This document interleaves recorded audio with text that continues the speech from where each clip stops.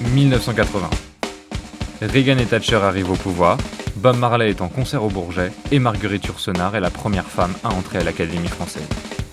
Tandis que Pac-Man ainsi que Maître Yoda font leur apparition, la même année, le monde voit mourir Alfred Hitchcock, John Lennon et Jean-Paul Sartre. La bonne nouvelle, c'est qu'une naissance a lieu. Une naissance au sein d'une charmante petite commune au cœur des Côtes d'Armor, à la Vicomté-sur-Anse. Et cette naissance, c'est celle d'Ameline Arbora.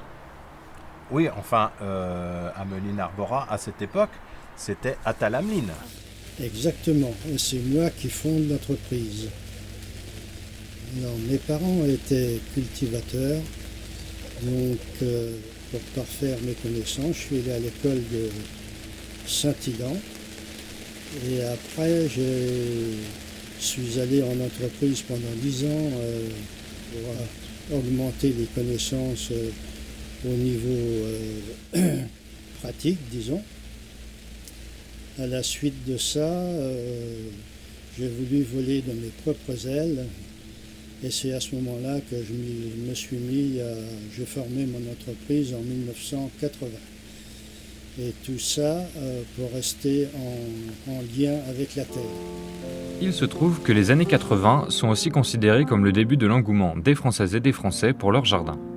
Ceux-ci se développent notamment dans les résidences pavillonnaires tout en se résumant généralement à une haie de tuya, une pelouse, un bouleau et un cèdre bleu.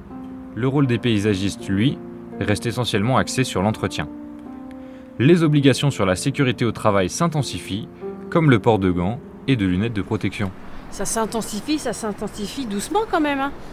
Oui, enfin, doucement, mais attends, c'était une autre époque, Béatrice, là. À ce moment-là, l'entreprise compte un salarié, un dirigeant et 1 ou 2 apprentis. Dans les années 1990, les gens redécouvrent le plaisir de manger dehors.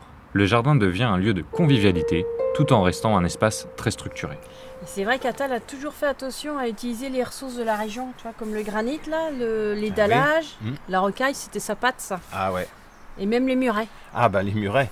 Les murets, je peux te dire, ils sont là depuis 30 ans et ils n'ont pas fini de monter la garde devant Saint-Malo. Pendant ce temps-là, Gaël se lance dans un BTS Jardin et Espaces Verts avant de vivre plusieurs expériences professionnelles en Anjou, en Angleterre et en Bretagne. Ah oui, en 98, chose importante, la Coupe du Monde de football. Mais ça a quoi comme rapport avec le jardin, Gaël? Bah, la Coupe du Monde de football, tu te rappelles pas? On a gagné.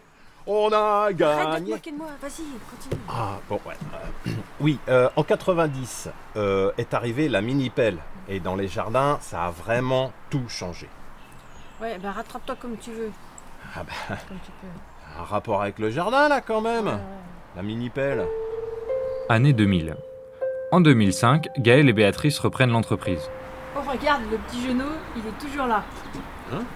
Ah ouais? Mais franchement, j'ai presque pas changé.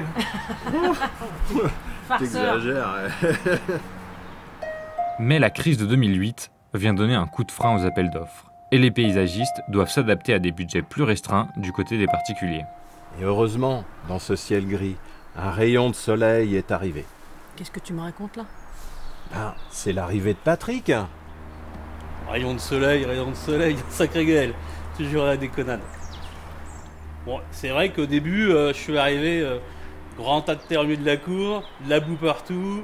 J'ai commencé par tout dégager, tout niveler, et après ça allait mieux. Et puis maintenant, on a bricolé 2-3 trucs. Ça commence à se voir. 2010. La conscience environnementale s'accentue au sein de la société française et avec elle, le besoin de nature. L'entreprise se tourne vers des alternatives aux pesticides, comme le paillage et les plantes couvre-sol. Souviens-toi, pour Ameline Arbora, fini les phytos dès 2013. Oui, et on garde les maçonneries de jardin. Et en plus, on ajoute beaucoup de végétal dans les aménagements.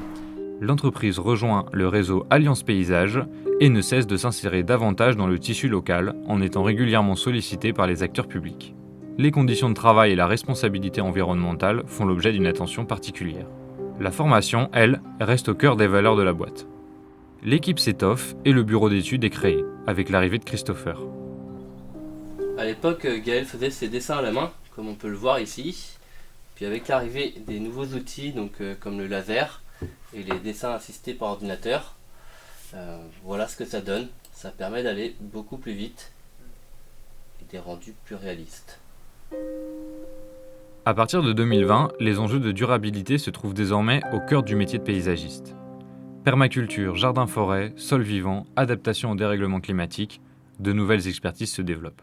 On pratique de plus en plus la gestion différenciée, avec notamment et surtout l'éco-jardinage, donc avec les principes de base qui sont la taille raisonnée, où on vient tailler précisément à un endroit pour éviter le traumatisme de la plante et ne pas avoir de cicatrices un peu partout, et aussi la réutilisation des tailles sur l'endroit où elles ont été faites, en redonnant à la terre ce qu'elle a produit et en faisant de l'esthétique.